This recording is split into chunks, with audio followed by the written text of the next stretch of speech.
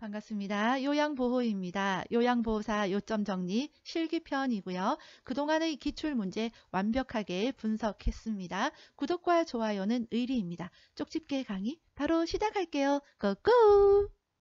식사 돕기, 식탁 윗부분이 대상자의 배꼽 높이입니다. 편마비 대상자는 건강한 쪽을 밑으로 가게 해서 약간 옆으로 누운 자세를 취합니다. 건강한 쪽이 밑으로 가야만 그 힘으로 지지가 되겠죠. 마비된 쪽은 힘이 없으니까 베개나 쿠션으로 지지해주면 좋을 거고요. 음식물은 당연히 건강한 쪽으로 넣어줘야 되겠죠.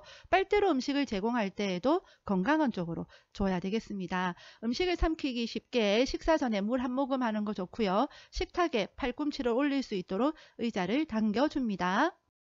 사례를 예방하는 문제 시험에 자주 출제가 되는데요. 국과 물로 먼저 목을 축이는 것이 좋겠고요. 턱을 당겨서 식사합니다. 신맛이 강한 음식 좋지 않습니다. 등받이가 있는 의자에 등을 펴고 깊숙이 앉게 합니다. 연하곤란 대상자다 이렇게 문제가 나오기도 하는데요. 연하곤란이라고 하는 것은 삼키기 힘든 대상자를 이야기합니다. 식이 종류 세 가지가 있습니다. 일반식은 씹기와 소화가 다 가능한 거예요. 씹고 뜯고 맛보고 즐기고가 다 가능하면서 소화도 잘 되는 분은 일반식으로 합니다. 그러나 잘게 쓴 음식, 왜 음식을 잘게 썰어주겠습니까? 씹는 게 안 되니까 잘게 썰어주는 거죠. 그러나 삼키는 것은 문제가 없다. 그런 대상자에게는 잘게 쓴 음식을 제공을 합니다. 갈아서 하는 것은 삼키는 것이 안 되는 대상자에게는 갈아서 음식을 제공을 합니다.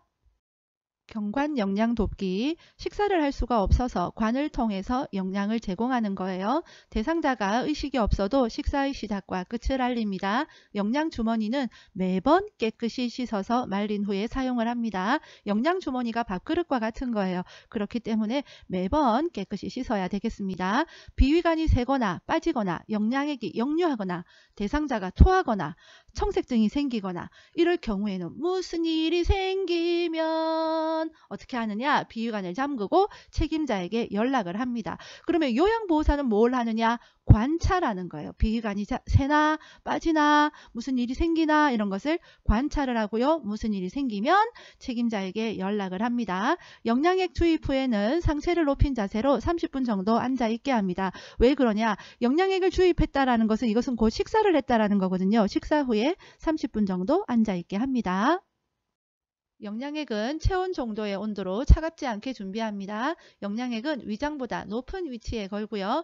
비관 삽입 부위에 윤활제를 바른다. 이거 34회 시험에 나왔었는데 함께 기억해 두시면 좋겠습니다. 투약 돕기, 가루약은 숟가락에 약을 담아 물로 녹여서 제공을 합니다. 양이 적을 때는 무침 주사기, 바늘을 제거한 주사기를 이용합니다. 알약이 크다고 해서 함부로 약을 쪼갤 수는 없습니다. 분할선이 있는 약만 쪼개는 것 가능하고요. 약을 꺼집어낼 때에는 약 뚜껑으로 옮긴 후에 잡습니다. 손으로 만진 약은 약병에 다시 넣지 않습니다. 건조한 곳에 보관해야 되겠죠.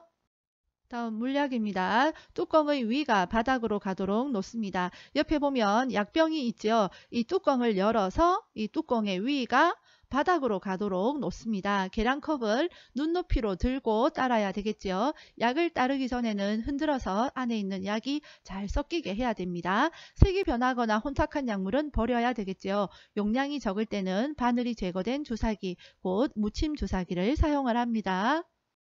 약을 따를 때는 라벨 쪽을 잡고 라벨 반대쪽으로 따릅니다. 라벨이 뭐냐 하면 브루펜, 복용법 등등 이렇게 붙여져 있는 상표가 있죠. 이것을 라벨이라고 보시면 되겠습니다. 그쪽을 잡고 반대쪽으로 따르는 거예요. 왜 그러겠습니까? 약을 따르다가 액체가 이렇게 줄줄줄 흘러내려도 복용법이나 이 라벨 쪽에 흘러내려서 훼손되지 않도록 하기 위해서 반대편으로 따르는 겁니다.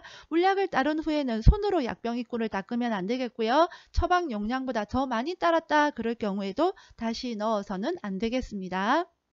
안약입니다. 투여 전에 멸균솜으로 눈 안쪽에서 바깥쪽으로 닦아줍니다.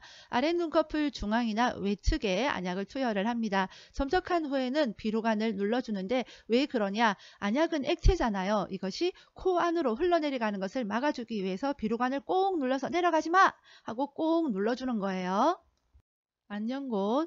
연고를 사용할 때 처음 나오는 것은 거즈로 닦습니다. 아래 눈꺼풀을 잡아당겨서 안쪽에서 바깥쪽으로 짜 넣습니다. 연고를 투여하고 나서는 눈을 감고 안구를 움직입니다. 왜 그러느냐? 보통 연고 바르고 나면 손으로 이렇게 문질러 주잖아요. 눈은 비빌 수가 없으니까 대신 눈을 감고 안구를 움직여서 약이 골고루 잘 퍼질 수 있게 하는 겁니다. 안연고도 안약과 마찬가지로 투여 전에 멸균솜으로 눈 안쪽에서 바깥쪽으로 닦습니다. 귀약, 냉장고에서 꺼내서 바로 사용을 해서는 안 되겠습니다. 귀약이 너무 뜨겁거나 차가울 경우 오심, 구토, 어지러움 증상이 나타날 수 있기 때문에 그렇습니다. 귀파키를 후 상방으로 잡아당깁니다. 그림으로 하면 바로 나 위치가 되겠습니다. 약을 넣은 쪽 귀를 위로 향하게 해야 되겠죠. 귀파키와 웨이도를 깨끗하게 닦는데 귀 속은 닦지 않습니다. 귓구멍 측면을 따라서 약이 흘러 들어가게 점적을 합니다. 중앙으로 넣는 것 안 되겠습니다. 투여 후에 귀 입구를 부드럽게 눌러주고 위로 하여서 5분간 누워있게 합니다. 점적 후 솜을 15에서 20분간 귀에 느슨하게 끼워 놓았다가 제거합니다. 주사 주입 돕기, 바늘을 제거한 후 알코올 솜으로 비비지 않습니다. 피멍이 들기 때문에 그렇고요. 수액의 주입 속도가 조절해 놓은 상태로 유지되는지 요양보호사는 확인만 하면 되겠습니다. 침상 배설 돕기, 먼저 손을 씻고요. 대상자를 확인하고 설명을 합니다. 커튼이나 스크린으로 가리고요. 일회용 장갑을 착용을 합니다. 변기는 따뜻한 물로 데워서 침대 옆이나 의자 위에 두고요. 배설 시 나는 소리에 대한 부담을 줄이기 위해서 변기 밑에 화장지를 깔거나 TV나 음악을 틉니다. 다음 방수포를 까는데 협조가 되면 둔부를 들게 해서 깔고요. 협조가 안 될 경우에는 옆으로 돌려 눕힌 후에 건강한 쪽에 반 정도 깔고 다른 쪽으로 다시 돌려 눕힌 다음에 나머지를 깝니다. 무릎 덮개를 덮은 후에 바지를 내려야 되겠죠. 변기를 대주는데 항문이 변기 중앙에 오게 합니다. 항문이 변기 중앙에 오게 한다. 요거 은근히 시험에 자주 나옵니다. 침대를 올려서 배에 힘주기 쉬운 자세를 취합니다. 회음부나 항문 부위를 닦으면서 피부 상태를 확인을 하고요. 따뜻한 수건이나 물티슈로 앞에서 뒤로 닦습니다. 남아있는 물기는 마른 수건으로 닦아줍니다. 그 외에 복부는 시계 방향으로 마사지를 해야 되겠죠. 침상 머리를 올려서 배변하기 쉬운 자세를 취해야 됩니다. 시험에 사소한 함정을 만드는데 침대 머리를 내려서 배변하기 쉬운 자세를 한다. 뭐 이런 식으로요. 우리 선생님들을 골탕 먹이는 문제들이 나와요. 그래서 단어를 잘 봐서 함정에 빠지지 않도록 주의하시기 바랍니다. 배뇨 스케줄에 따라 배뇨 훈련을 합니다. 화장실 이용 돕기, 배뇨 후 도움이 필요한 부분만 도와줍니다. 변기 옆에 손잡이 설치하는 거 당연하겠죠. 하지만 시험에 변기 앞에 손잡이 설치한다. 이런 함정에 빠지면 안 된다라는 겁니다. 화장실 안에 응급벨 설치하고요. 화장실 앞에는 불필요한 물건, 화분이나 매트 같은 거 두면 안 되겠습니다. 슬리퍼 사용 안 되고요. 화장실을 간다거나 하는 이유로 누워있던 대상자를 일으킨 다음에 잠시 앉아있게 하는 이유는 혈압이 저하되어서 어지러울 수 있기 때문에 그렇습니다. 화장실은 밝게 합니다. 예를 들어서 시험에 밤에는 수면에 방해가 되지 않도록 화장실 표시등을 꺼둔다 이러면 정답이 아닌 겁니다. 화장실을 가거나 할 때 휠체어를 이용을 해서 가기도 하겠죠. 자, 이럴 경우에 휠체어는 어디 두어야 하느냐? 편마비 대상자일 경우에는요. 건강한 쪽에 휠체어를 둡니다. 자, 다음 그림으로 한번 보도록 하겠습니다. 바닥에서 휠체어로 갈 거예요. 자, 어디에 가야 되겠습니까?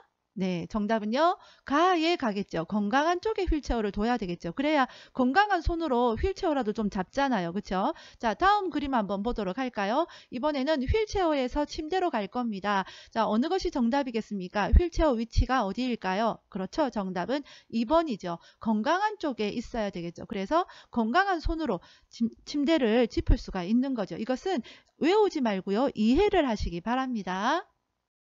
자, 휠체어를 타고 화장실까지 왔어요. 변기에 앉혀야 되겠죠. 그러면 먼저 휠체어 잠금 장치 잠그고 발 받침대를 접은 다음에 변기로 옮겨야 되겠죠.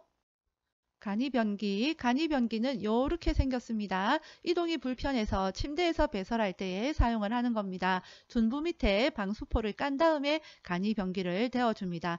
그런데 만약에 배설하지 못했다 그러면 변이가 생길 때 다시 데워줍니다. 열탕으로 소독할 수 있는 변기가 좋겠죠. 그리고 침상 배설 돕기 할 때 이야기했었는데 무릎 덮개를 먼저 덮고 바지를 내려야 되겠죠. 그리고 간이변기를 사용할 때에는 세척한 다음에 침대 옆이나 의자 위에 둡니다.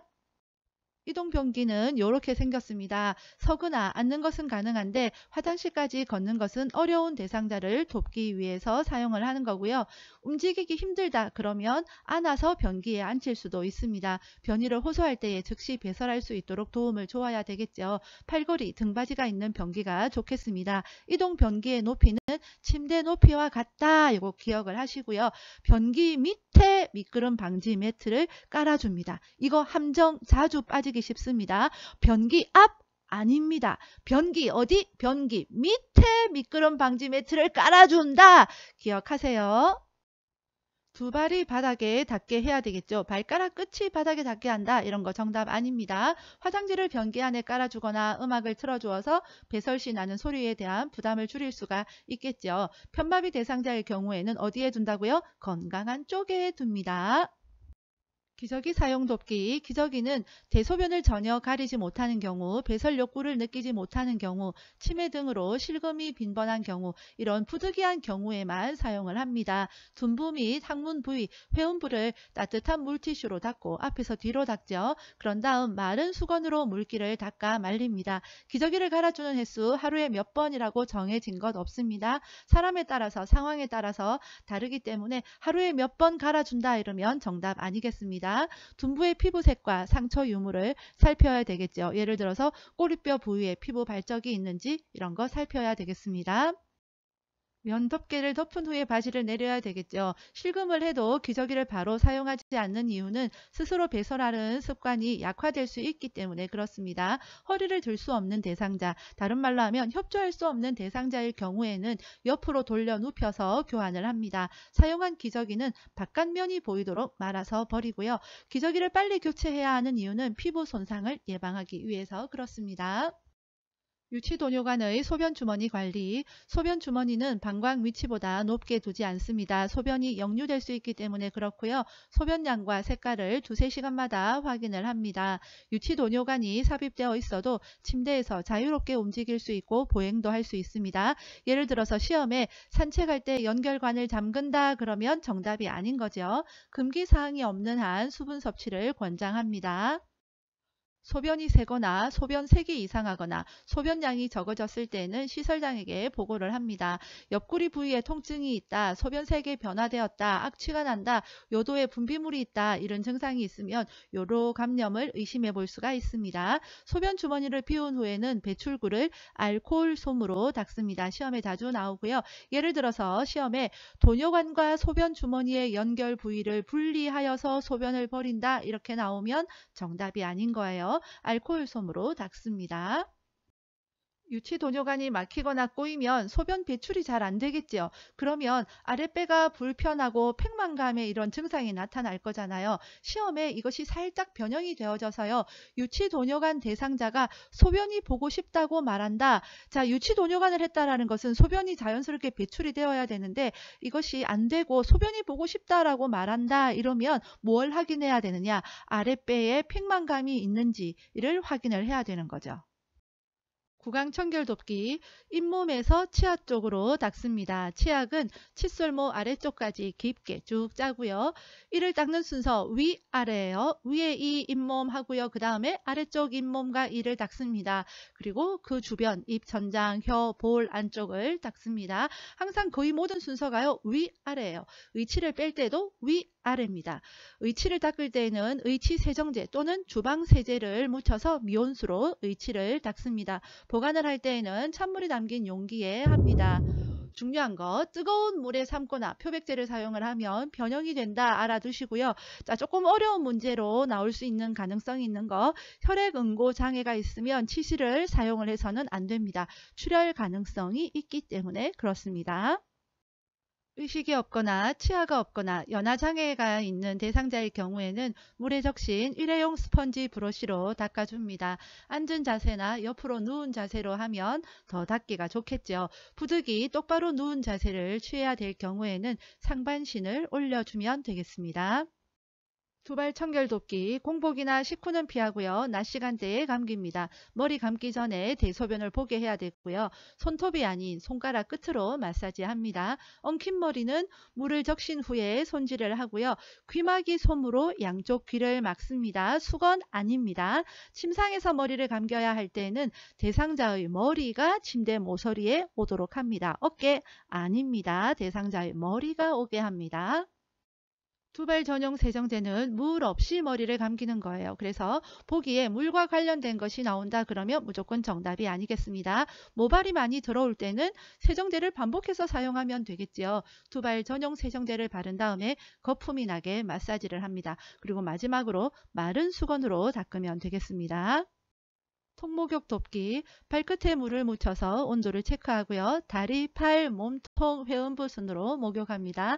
편마비 대상자의 경우 욕조 턱의 높이와 목욕 의자의 높이는 같게 합니다. 욕조에 있는 시간은 5분 정도다. 시험에 자주 출제되고요. 식전 식후는 피하는 것이 좋습니다. 대상자의 등을 욕조 안쪽 벽에 대고 앉게 하면 보다 안정적으로 목욕을 할 수가 있겠죠. 머리는 손목욕 후에 머리를 감는데 목욕 의자에 앉혀서 감깁니다. 침상 목욕 돕기, 팔은 손목 쪽에서 팔 쪽으로, 유방은 원을 그리듯이 닦습니다. 복부는 배꼽을 중심으로 시계 방향으로 닦고요. 다리는 발끝에서 허벅지 쪽으로 닦습니다. 즉 이 말은 뭐냐? 말초에서 몸의 중심 방향으로 닦는다는 거예요. 몸 끝에서 심장 쪽으로 닦는다. 왜 그렇게 하는가 하면 혈액을 심장 쪽으로 보내기 위해서 그렇습니다. 세수 덮기, 코 밖으로 나와 있는 코털은 잘라줍니다. 코 안도 깨끗이 닦습니다. 귀는 귀 입구의 귀지는 닦고 귀 뒷면 귓바퀴도 닦지만 귀 안쪽은 닦지 않는다고 했죠. 코는 안을 닦지만 귀는 안을 닦지 않는다. 기억하시고요. 세수하는 순서 외울 필요 없이 이해하시기 바랍니다. 중앙에 있는 거 위에서부터 아래로 먼저 닦습니다. 눈, 코, 입 순으로 먼저 닦습니다. 그 다음에 주변에 있는 거 위에서부터 아래 순으로 닦습니다. 이마, 귀, 목 순으로 닦는 거예요. 자, 그 다음에 침상 머리를 높이거나 앉혀야만 세수를 할 수 있겠죠. 똑바로 눕힌다 나오면 잘못된 겁니다. 눈곱이 있을 경우에는 눈곱이 없는 쪽 눈부터 닦아야 되겠죠. 손발 청결 돕기, 오일이나 로션을 주기적으로 발라주면 좋겠죠. 손톱 둥글게, 발톱은 일자로 기억하시고요. 발톱 주변에 염증이 있다 그러면 시설장에게 무조건 알려야 되겠습니다. 양말은요, 면 양말이 장땡입니다.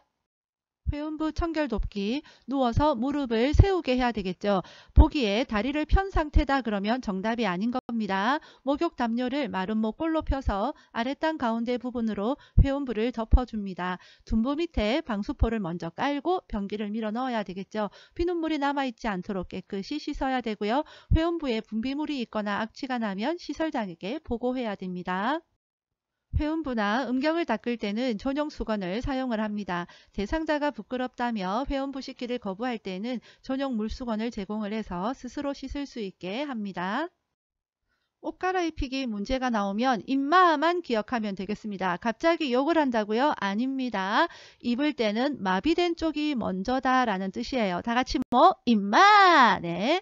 바지, 단추 달린 옷, 단추 없는 옷, 몸빼 바지 뭐든 상관없습니다. 입는 것은 무조건 임마예요. 근데 시험에 벗는 게 나온다. 아, 벗는 거는 임마하고 반대겠지라는 거 그 정도는 유추하실 수 있겠죠. 그러니까 벗는 거는 반대니까 건강한 쪽이 먼저겠네. 이렇게 해서 문제를 푸시면 되겠습니다. 기억할 때는 임마만 기억하세요. 벗는 것까지 기억하면 헷갈립니다. 자, 그런데 시험에 수액이나 머리가 나오는 경우가 있어요. 이때는요, 이것이 중간에 쏙 들어갑니다. 이게 무슨 말이냐? 예를 들어서 입는 경우다 그러면 입는 것은 임마라고 했죠. 마비된 쪽이 먼저고 건강한 쪽이 나중입니다. 자, 이 중간에 수액이나 머리가 쏙 들어간다라는 겁니다. 그런데 중증 치매 대상자가 옷 갈아입기를 거부한다 그러면 목욕 시간을 이용합니다. 다음은 침대 위에서 이동 돕기입니다. 우리 어르신이 아침에 주무시고 일어났는데 침대 저 밑으로 내려와 있는 거예요. 그러면 머리 쪽으로 위로 이동을 시켜야 되겠죠. 제일 먼저 침대 매트를 수평으로 해야 되고요. 위로 옮기기 전에 베개를 머리 쪽으로 먼저 옮겨놔야 되겠죠. 다음은 대상자의 무릎을 세우게 합니다. 그리고 나서요, 우리 어르신이 협조가 될 경우에는 침대 머리 쪽 난간을 잡게 합니다. 그리고 요양보호사는 대퇴 아래에 한쪽 팔을 넣고요. 그리고 한쪽 팔은 침상면을 밀면서 우리 대상자와 함께 하나, 둘, 으쌰 하면서 위로 이동을 하는 거예요. 그런데 우리 어르신이 협조가 안 된다 그럴 경우에는 요양보호사 2명이 그림과 같이 이동을 하면 되겠습니다.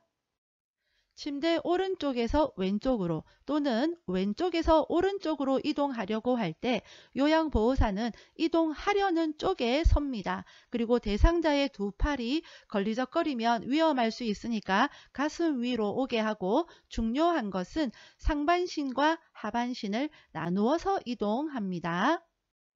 침대를 안전하게 사용하는 방법, 크랭크 손잡이 주변 공간을 확보합니다. 시험에 크랭크 손잡이 나오면은요, 거의 99.999999%가 주변 공간을 확보한다. 이것이 정답입니다.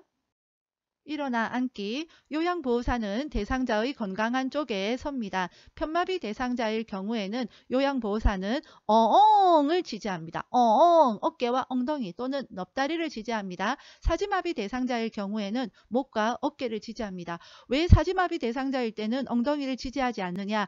무리하게 앉히려고 했다가 넙다리뼈, 골절 위험이 있기 때문에 그렇습니다.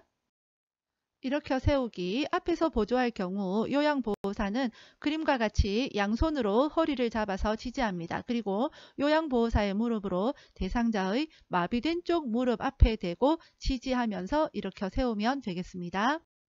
일어서기. 어떤 것이 정답이겠습니까? 네, 1번이 정답이겠죠. 다른 사진도 함께 보면서 비교하라고 가지고 왔습니다. 상체는 약간 숙이고 발은 약간 뒤로 한 자세입니다. 반자위, 반 앉아있는 자세에서 미끄러지지 않으려면 다리 쪽 침대를 살짝 높여주면 되겠습니다. 도넛백에 사용하지 않고요. 욕창이 있으면 체위 변경 횟수를 더 늘려야 되겠죠.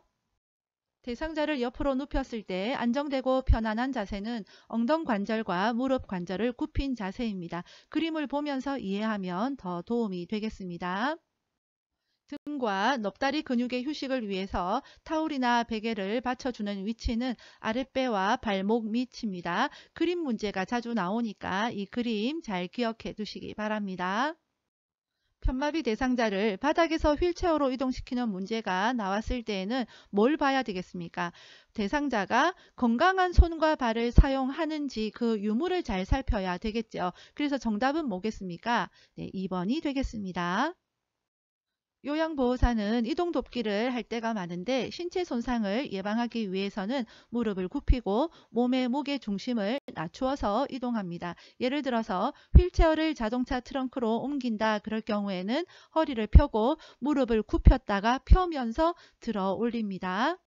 휠체어 이동, 오르막이나 내리막일 경우에는 지그재그로 갑니다. 내려갈 때는 뒤로 갑니다. 울퉁불퉁한 길은 앞바퀴를 들고 갑니다. 예를 들어서 시험에 그림과 같이 나오면은요, 내려갈 거죠. 그런데 내리막 길입니다. 이럴 경우에는 휠체어를 뒤로 돌려서 뒤로 내려가야 되겠죠. 그리고 지그재그로 내려갑니다.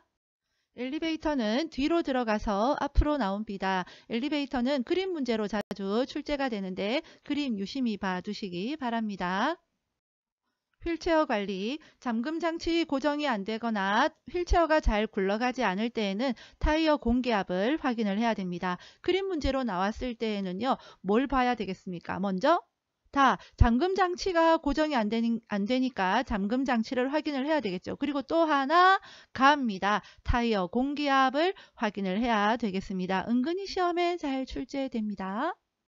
휠체어 접는 순서입니다. 먼저 잠금 장치 잠궈야 되겠죠. 그리고 발 받침대를 올립니다. 그 다음에 가운데 있는 거, 시트 가운데를 잡아서 들어 올립니다. 그리고 양쪽 팔걸이를 모아서 접습니다. 보행도끼, 보행벨트, 벨트니까 허리에 착용을 해야 되겠죠. 요양보호사는 대상자의 불편한 쪽 뒤에 서서 벨트 손잡이를 잡습니다. 대상자가 선 자세에서 균형 잡는 연습을 할 때에는 제자리에서 좌우로 체중을 이동을 하면서 균형 잡는 연습을 하게 합니다. 다음 보행기 사용법입니다. 보행기를 한 걸음 정도로 먼저 옮깁니다. 그리고 한 발이 보행기 쪽으로 가고요. 그 다음 뒤에 있는 발이 앞발 간 것만큼 가면 되겠습니다. 그런데 한쪽 다리가 약한 대상자일 때는 방법이 달라집니다.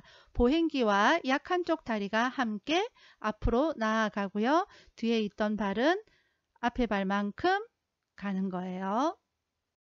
다음 지팡이. 지팡이는 건강한 쪽 손으로 잡아야 되겠죠. 지팡이 위치는 앞으로 15cm, 옆으로 15cm입니다. 그림 문제로 나왔다라고 생각을 하면은요. 예를 들어서 오른쪽 편마비 대상자의 지팡이 위치는 하고 문제가 나왔다고 봅시다. 그러면 앞으로 15cm, 옆으로 15cm니까 가 아니면 마이겠죠. 오른쪽 편마비 대상자이니까 왼손으로 잡아야 되겠죠. 그래서 정답은 가가 되는 겁니다.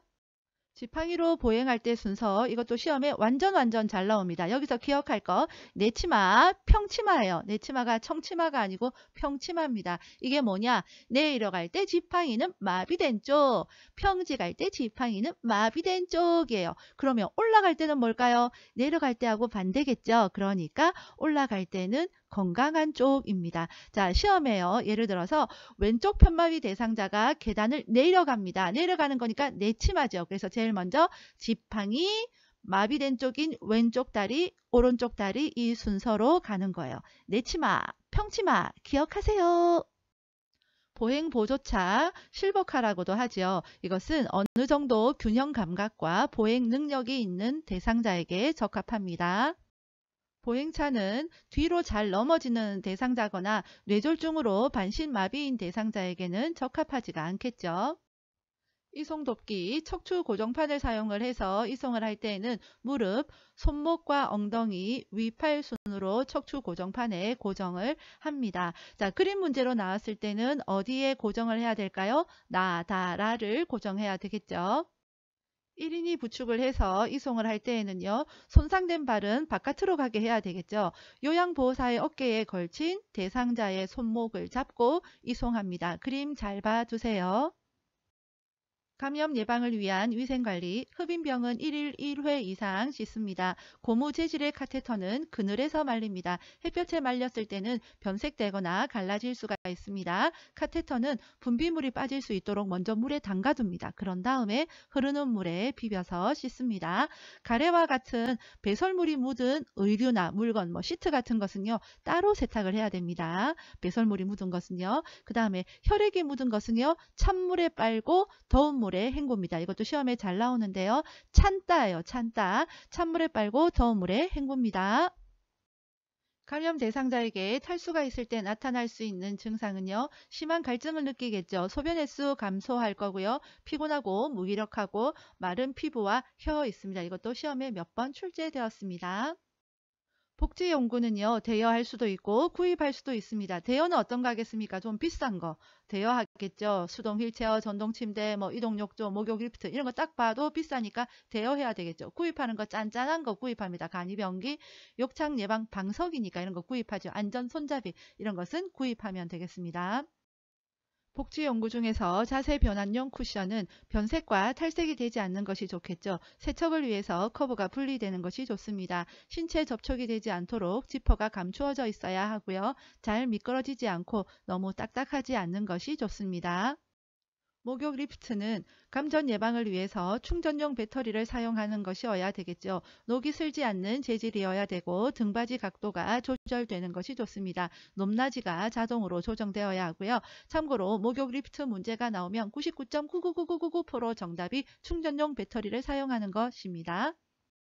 낙상 예방을 위해서는 문턱을 제거합니다. 낮춘다 아닙니다. 제거한다. 왕왕왕 자주 나옵니다. 취침 시 침대 높이 최대한 낮춥니다. 하지 근력 강화 운동을 시키면 좋겠죠. 조명은 자다가 깨도 켤 수 있도록 가까이 둡니다. 화재 대피, 계단을 이용을 합니다. 엘리베이터 이용 안 하고요. 한쪽 손으로 벽을 짚고 나갑니다. 벽 짚은 손이 바뀌게 되어지면 헷갈리게 되겠죠. 그래서 한쪽 손으로만 벽을 짚고 나가게 되겠습니다. 젖은 수건으로 코와 입을 감싸고 이동을 하는데 뜨거운 공기가 폐로 들어가지 않도록 하기 위해서 그렇습니다. 우리가 지금까지 앞에 나왔던 거 늘 마른 수건으로 닦는다 이런 거 나왔죠. 근데 화재 대피할 때는 젖은 수건으로 코와 입을 감쌉니다. 방을 나간 다음에는 문을 닫아주면 불 확산되는 속도를 늦출 수가 있겠죠. 기어서 이동을 하는데 배는 바닥에 닿지 않게 합니다. 구조를 기다릴 때는 바람이 불어오는 쪽에서 구조를 기다립니다. 바람이 불어오는 쪽이라는 것은 저 건물의 구석진 곳이 아니라 비상문이 있거나 바깥과 연결되어진 곳이 가깝다는 것이잖아요. 그래서 바람이 불어오는 쪽에서 구조를 기다립니다. 옷에 불이 붙었을 경우에는 얼굴을 가리고 바닥에서 뒹굴면서 불을 끕니다. 화상이나 연기가 폐로 들어가는 것을 막기 위해서 그렇습니다. 소화기를 사용을 할 때에는 먼저 안전핀을 뽑아야 되겠죠. 그리고 노즐 잡고 불 쪽으로 향해야 되겠죠. 그 다음에 손잡이 당겨서 분말을 쏩니다. 태풍을 대비해서 배수구에 쌓인 쓰레기를 치워야 되겠고요. 욕실 등에 물을 미리 받아둡니다. 지진, 운동장 같은 넓은 공간으로 대피하고요. 응급처치 방법을 알아두어서 비상시에 대처합니다.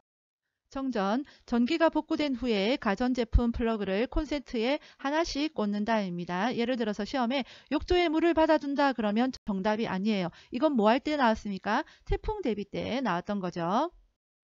전기사고 예방, 전기기구는 세척하기 전에 콘센트에서 플러그를 뺍니다. 플러그를 뺄 때에는 플러그를 잡고 빼야 되겠죠. 전선 잡으면 안 되겠습니다. 하나의 콘센트에 여러 개의 전기 코드 꽂으면 안 되는 거 아시죠?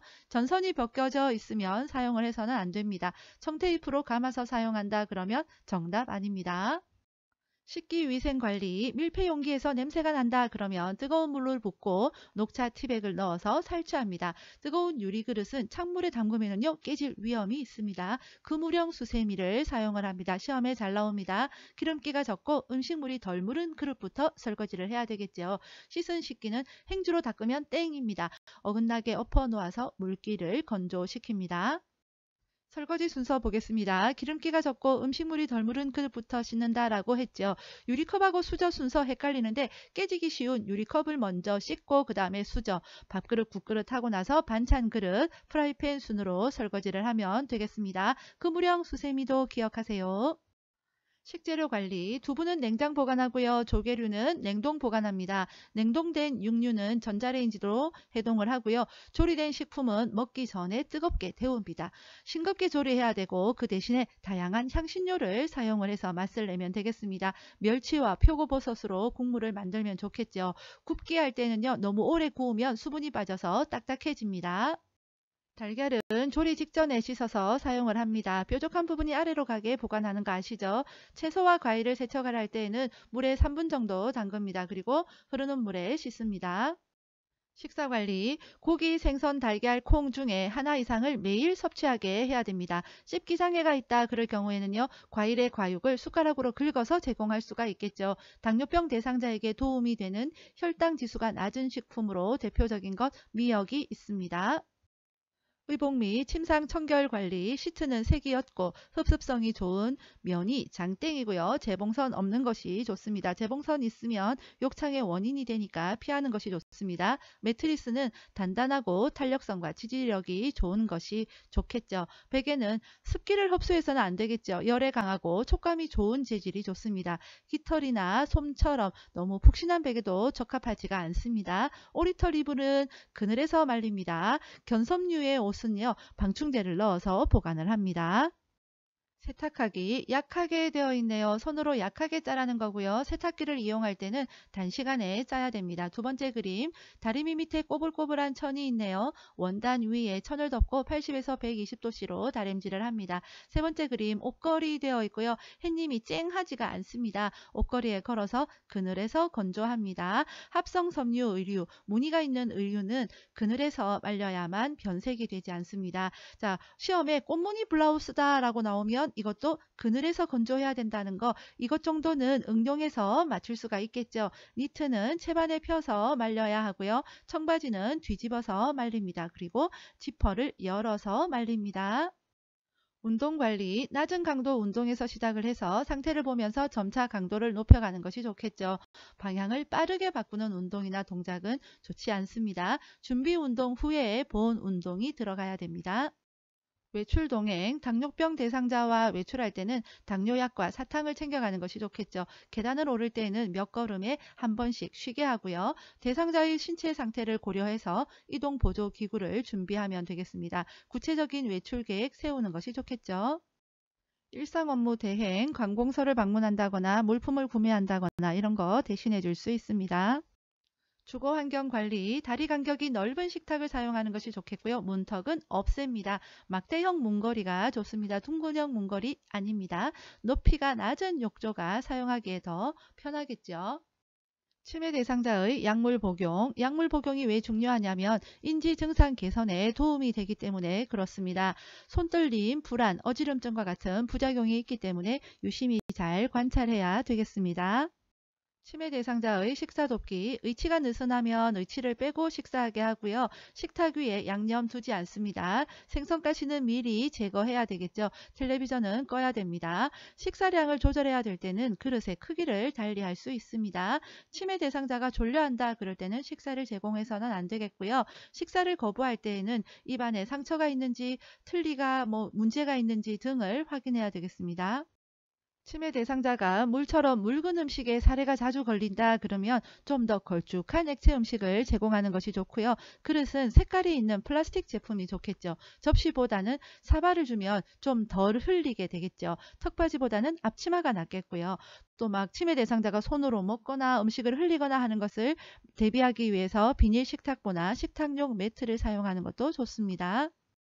컵은 빨대와 플라스틱 덮개가 부착된 것이 좋겠죠. 숟가락은 고무를 붙인 약간 무거운 숟가락이 좋습니다. 너무 가벼운 숟가락이면 들고 있는 것을 잊어버리기 때문에 그렇습니다. 치매 대상자 배설 돕기, 배설과 관련되어져서 치매 대상자가 안절부절 못하고 있다 이럴 경우에는 화장실로 데리고 갑니다. 치매 대상자 문제에서 상당 부분이 이런 행동을 하는 이유가 무엇일까를 생각하면 쉽게 풀 수 있는 문제들이 많이 나옵니다. 예를 들면 치매 대상자가 막 바지를 벗는다. 이것은 화장실에 가고 싶다라는 표현이기도 하거든요. 그래서 신체 욕구가 있는지를 확인한다. 이런 것들을 찾으면 되겠습니다. 치매 대상자 일상 지원, 습관적으로 해오던 일은 스스로 하게 합니다. 환경 변화 주는 거 좋지 않고요. 규칙적인 생활을 하게 합니다. 예를 들어서 시험에 주변 환경을 수시로 바꾸어서 활력을 준다. 좋은 말 같지만 치매 대상자에게는 적합하지 않습니다. 땡입니다.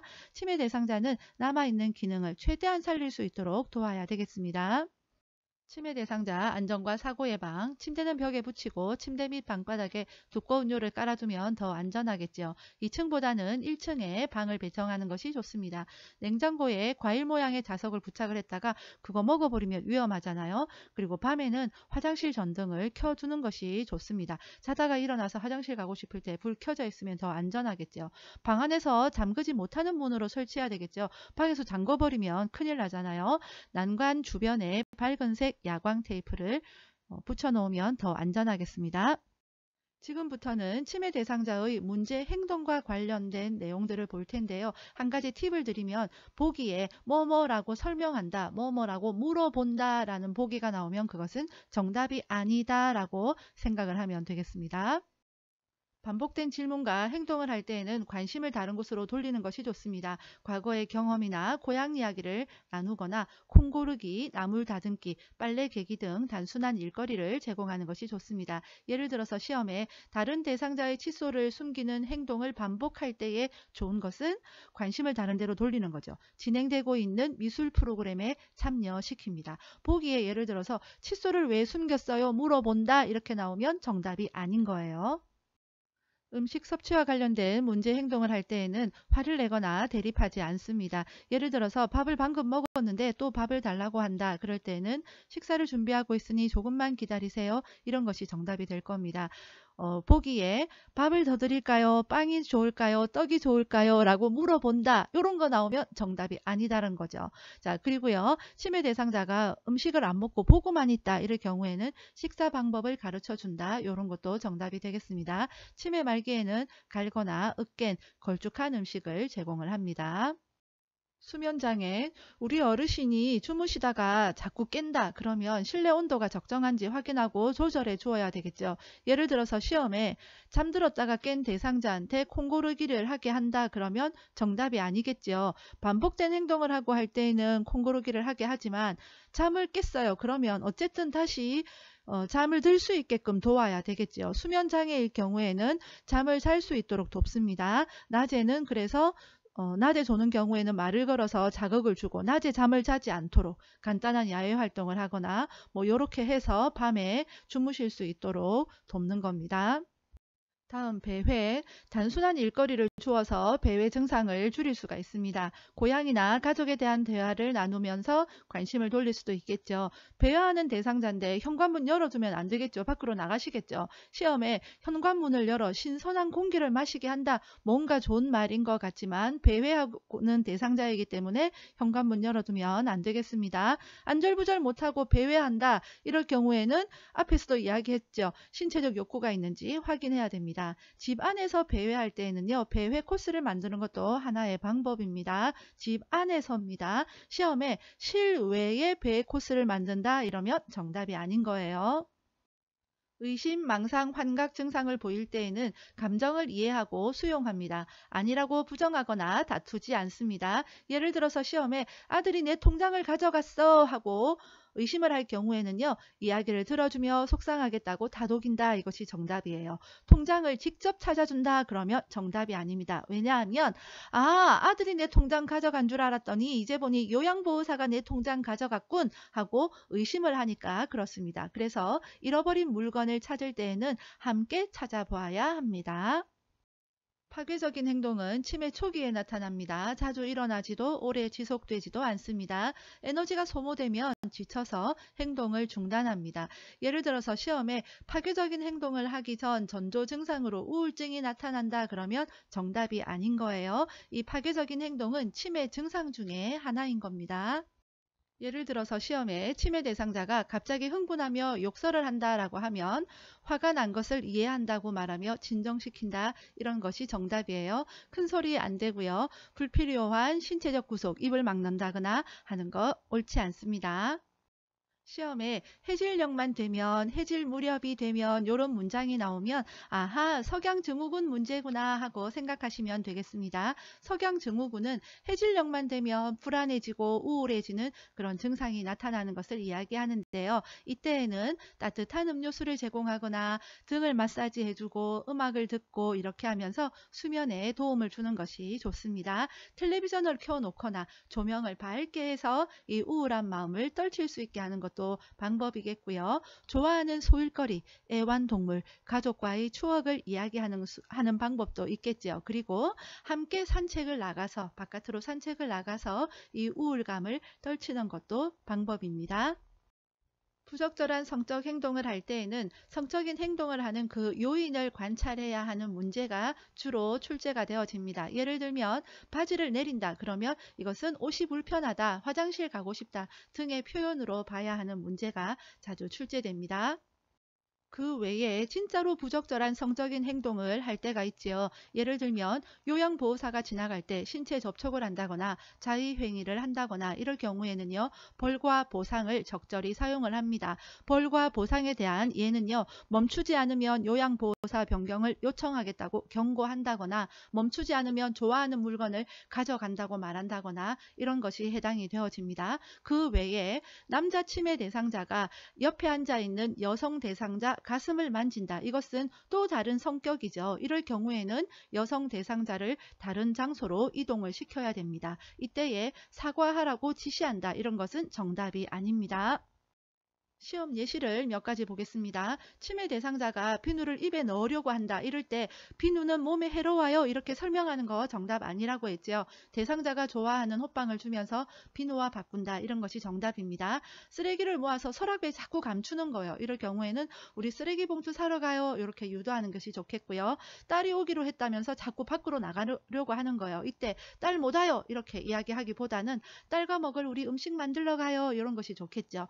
그리고 옆에 있는 대상자가 휠체어 앉아 있는데 자꾸 끌어내리려고 하는 거예요. 이럴 때에는 우리 더 좋은 휠체어 타러 가요. 이렇게 해서 관심을 다른 곳으로 이렇게 옮기는 것이 좋습니다. 그리고 조금 헷갈릴 수 있는 건데요. 반복적으로 바지 지퍼를 내리고 요양보호사한테 자꾸 올려달라고 한다. 이럴 때는 지퍼 없는 바지로 갈아입힙니다. 치매 대상자가 목욕을 안 하려고 자꾸 저항하는 거예요. 이럴 경우에는 목욕을 중지하고 조용한 방에서 쉬게 합니다.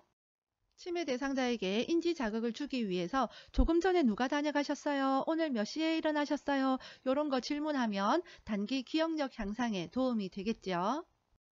치매 대상자 인지자극 훈련에서 중증 나오면 중학생 떠올리면 되겠습니다. 중증 악기 연주예요. 여기서 악기는 바이올린, 피아노 이런 어려운 악기를 이야기하는 것이 아니라 탬버린 연주 같은 걸 이야기합니다. 중학생 기억하세요.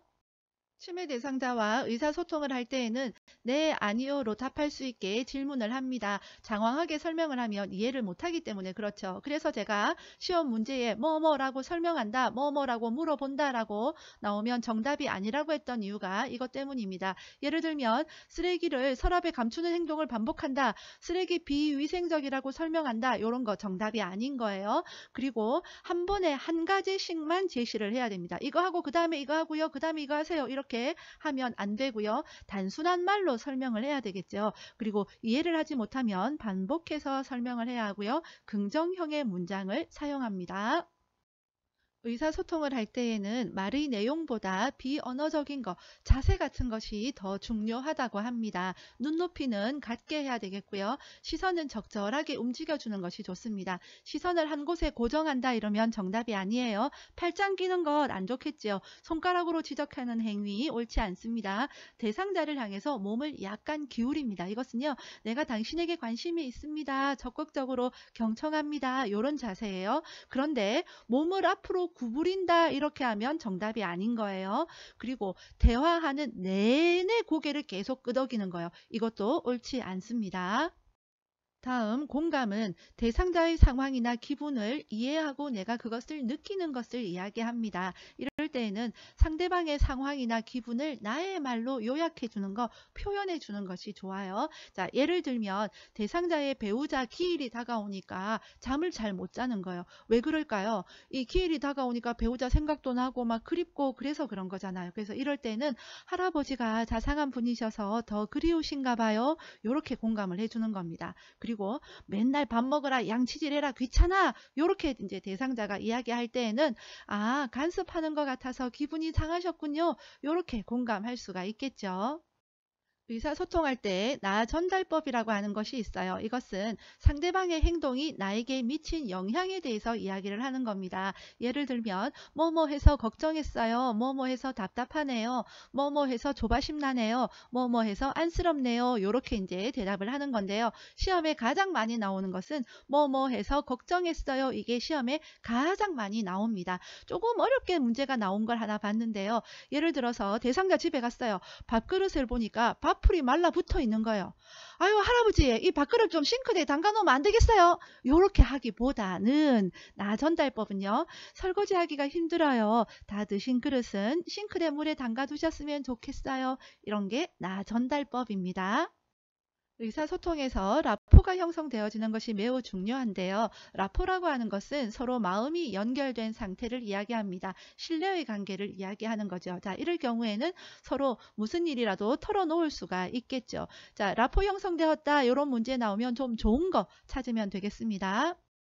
의사소통 장애에서 은근히 시험에 자주 출제되는 건 난청입니다. 난청은 잘 듣지를 못하는 거죠. 자, 이럴 경우에는요, 어깨를 두드려서 신호를 줘서 나 이제 이야기 시작할 거야, 이것을 알릴 수도 있겠고요. 눈짓으로 신호를 줘서 이야기 시작을 알릴 수도 있겠죠. 자, 잘 듣지를 못하니까 밝은 방에서 이야기하는 것이 좋겠고요. 정면에서 내 입을 볼 수 있도록 정면에서 이야기를 합니다. 입 모양으로 알 수 있도록 입을 크게 벌려서 정확하게 말을 하면 도움이 되겠죠. 그리고 몸짓이나 얼굴 표정으로 의미를 전달할 수도 있겠습니다. 시각장애 대상자와 의사소통할 때에는 대상자 정면에서 이야기를 해야겠지요. 사물의 위치는 시계 방향으로 설명을 해야겠고요. 이쪽 저쪽 하면 모르시겠죠.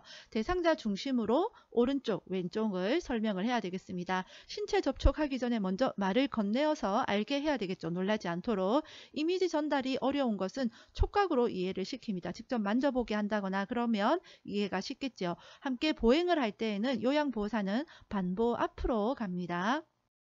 언어장애는 외상 등으로 인해서 말하는 능력이나 듣고 이해하는 능력에 이상이 있거나 알아듣기는 하지만 말로 표현하기를 어려워하는 것을 이야기를 합니다. 이럴 때에는 실물이나 그림판, 문자판 이런 것을 이용을 할 수가 있겠고요. 얼굴과 눈을 응시하면서 천천히 말을 합니다. 눈을 깜빡이거나 고개를 끄덕여서 의사를 표현할 수 있게끔 할 수도 있고요. 말로 잘 표현을 했을 때는 칭찬해주면 좋겠습니다. 판단력, 이해력 장애가 있을 때는 짧은 문장으로 천천히 이야기하면 좋겠지요. 이해를 돕기 위해서 몸짓이나 손짓을 이용할 수도 있고요. 실물, 그림판, 문자판 등을 이용할 수도 있습니다. 자, 여기서 잠깐만 한 가지 짚고 넘어갈 게 있습니다. 실물, 그림판, 문자판, 판판 나오는 거 세 가지가 있습니다. 언어장애, 판단력 장애, 이해력 장애입니다. 시험에 판판이 나오면 일단 이 세 가지 중에 정답이 있다 생각하시면 되겠죠. 주의력 결핍 장애는 주의가 산만하고 집중을 잘 못하는 거예요. 그러니까 대상자와 눈을 맞추어서 이야기하는 게 좋겠죠. 그리고 명확하고 간단하고 단계적으로 제시를 해야 됩니다. 환경적인 자극 최대한 줄여야만 집중을 할 수가 있겠죠. 메시지는 천천히 조용히 반복을 합니다. 예를 들어서 복합적인 활동을 제시한다, 추상적인 이야기를 한다 이러면 정답이 아닌 거예요. 익숙한 사물에 대한 내용으로 대화를 하면 보다 더 집중을 할 수가 있겠죠. 진압력 그러면 시간, 장소, 날짜였지요. 시작날이었습니다. 진압력 장애는 시간, 장소, 날짜 이런 것을 파악하는 능력에 이상이 생긴 걸 이야기를 합니다. 대상자의 이름과 존칭을 함께 사용을 해서 도울 수가 있겠고요. 시간, 장소, 날짜 이런 것을 자주 인식시켜주면 좋겠죠. 모든 물품에 이름표를 붙이고 주의사항을 그림이나 문자로 제시할 수 있습니다. 응급처치 방법 요양보호사는 의약품 사용을 할 수 없습니다. 그러나 외용약품, 피부에 바르거나 뿌리는 약, 대상자가 평소 사용하는 상비약품은 사용이 가능합니다. 대상자가 질식이 일어났을 때에는 의식이 있는 경우와 없는 경우로 나누어서 볼 수 있는데 의식이 있을 경우에는 하임리법, 대상자 배꼽과 명치 중간을 후 상방으로 복부의 윗부분으로 힘차게 밀어 올립니다. 의식이 없을 경우에는 119에 신고하고 즉시 심폐소생술을 실시하면서 입안에 이물이 있는지 확인하고 제거해야 됩니다. 하임리히법 그림 문제로도 나오기도 하는데 배꼽과 명치 중간 어디겠습니까? 바로 다 부분이 되겠습니다. 경련이 일어나면 몸이 뻣뻣해지거나 침을 흘리기도 합니다. 이때는 위험한 물건을 치우고요. 머리 밑에 부드러운 것을 대어줍니다. 몸을 편안하게 해줘야 되겠죠. 단추나 넥타이 같은 거 풀고 편안하게 호흡할 수 있게 해야 됩니다. 입에 손수건 같은 거 넣으면요. 호흡 곤란 올 수 있기 때문에 절대 하면 안 됩니다. 이 경련은 1분이나 2분 정도 있으면 저절로 끝납니다. 그렇기 때문에 대상자를 꽉 잡거나 억지로 발작을 멈추게 해서는 안 되고요. 기다리면 되겠습니다. 그러나 5분 이상 발작이 지속된다. 그럴 때는 119에 신고해야 됩니다. 여기서 또 한 가지 잠깐만 우리 선생님들이 실수하기 쉬운 거 있습니다. 기도 유지가 두 가지가 있습니다. 경련이 일어날 때와 심폐소생술 둘로 구분해서 보도록 할게요. 경련이 일어났을 때에는 얼굴을 옆으로 돌려서 기도를 유지합니다. 심폐소생술 할 때는요. 머리를 뒤로 젖혀서 기도 유지합니다. 심폐소생술 할 때 한 번 더 설명할게요. 자, 다음 화상에서는요. 15분 이상 어디에 찬물에 담근다. 그리고 벗기기 힘든 의복은 억지로 벗기려고 하지 말고 잘라낸다.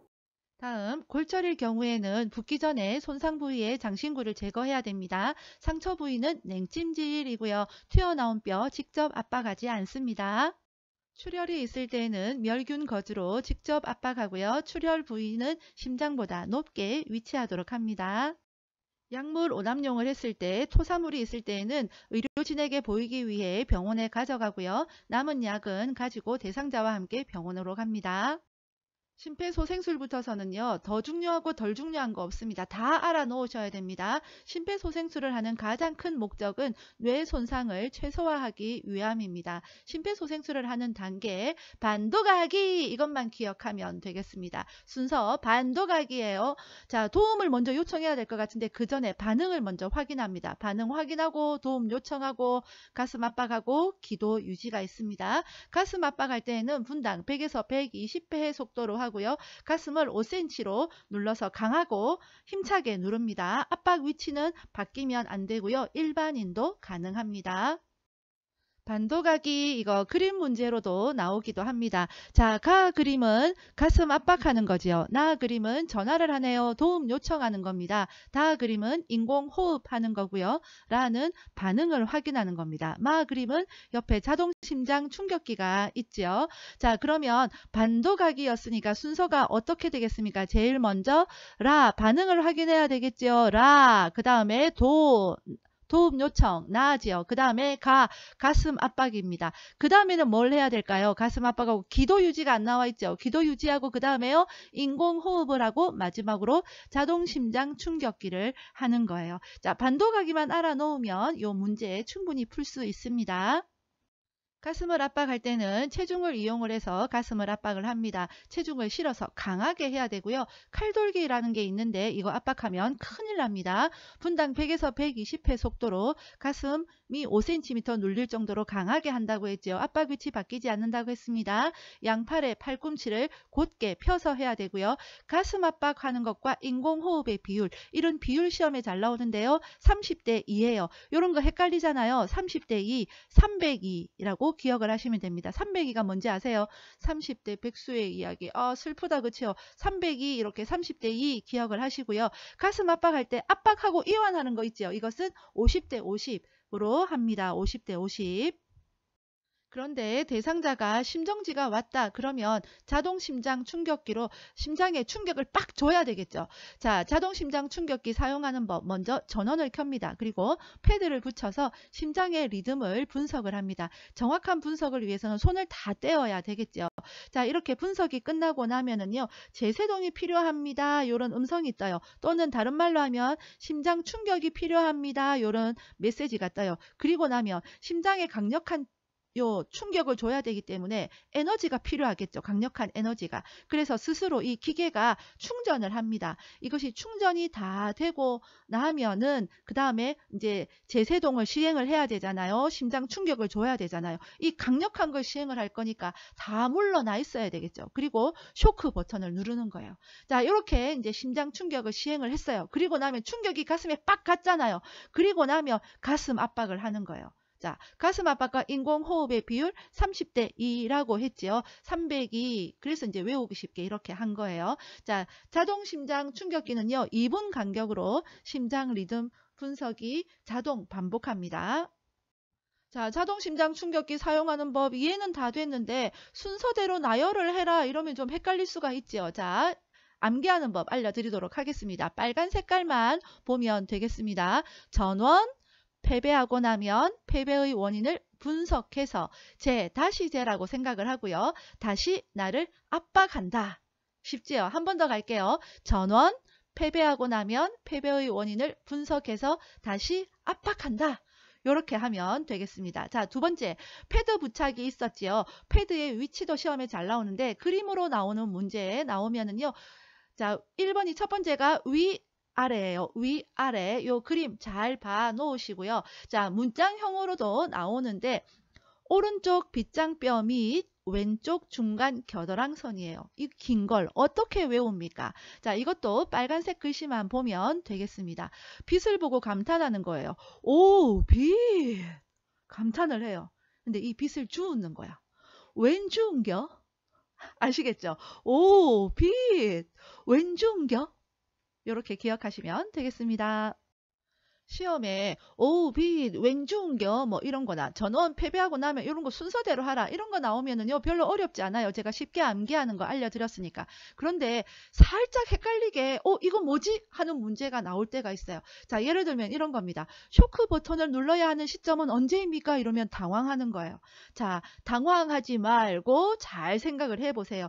자, 심장 리듬 분석을 하고 나면 제세동이 필요합니다. 이런 음성이 뜨고 나서 이 기계가 자, 에너지를 충전을 딱 한다라고 했죠. 충격 딱 주기 위해서. 이 충전이 딱 빵빵하게 다 되고 나면, 완료되고 나면, 그 다음에 이제 심장에 충격을 줘야 되기 때문에 그때 이제 쇼크 버튼을 눌러야 되는 거죠. 요래 이야기하니까 또 안 어렵지요. 자, 요렇게 기억을 하시고요. 그 다음에 제세동을 위해서 충전 중에는요, 가슴을 압박해야 된다는 거, 요것도 기억을 하시기 바랍니다.